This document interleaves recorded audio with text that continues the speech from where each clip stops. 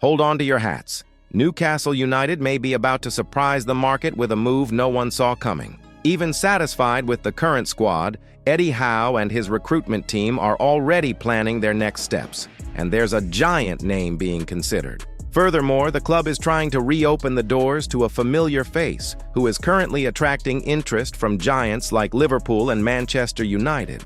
Before we reveal all the behind-the-scenes details, be sure to like and subscribe to the channel, because what's coming next could change the course of the Magpies season. Newcastle has remained confident in the performance of its current forwards. Nick Woltemade, for example, has become a true revelation since arriving at St. James's Park. The 23-year-old German, who was highly sought after by Bayern Munich, has not only won over the fans but also helped to erase the frustration caused by the Alexander Isak impasse last summer. And the attacking landscape could become even more promising. Yoane Wissa, who is recovering from an injury ahead of the Africa Cup of Nations, is expected to reinforce the team in the coming months. If he returns to top form, Howe will have plenty of options up front. But, and here's the point, if the Congolese player's recovery doesn't go as expected, Newcastle already has a clear target on its radar. The name currently being considered is Samu Agahawa, a Porto striker, whom Newcastle has been monitoring since last summer.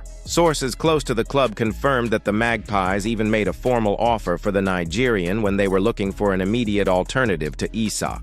The deal ultimately fell through, but the interest never completely cooled. And there's more. The player has a contract with Porto until 2029, with a very high release clause, around $87 million. But according to information from the Inside Track podcast, interested clubs, including Newcastle, believe it's possible to lure him away from Portugal for a much lower price. Eddie Howe is not expected to launch negotiations in January, but the expectation is that the club will return to the charge in future transfer windows. A strategic move, typical of those who plan for the future calmly without rushing, but with an eye on a striker who can change the level of the offensive sector. While the focus on Agahawa remains on the horizon, Newcastle is trying another type of move, this time an emotional one. The club wants to repatriate Elliot Anderson, a gem formed in the St. James's Park Academy, who now shines in the Nottingham Forest shirt. Howe believes that bringing Anderson back would be more than a technical reinforcement. It would be a clear message about the club's identity.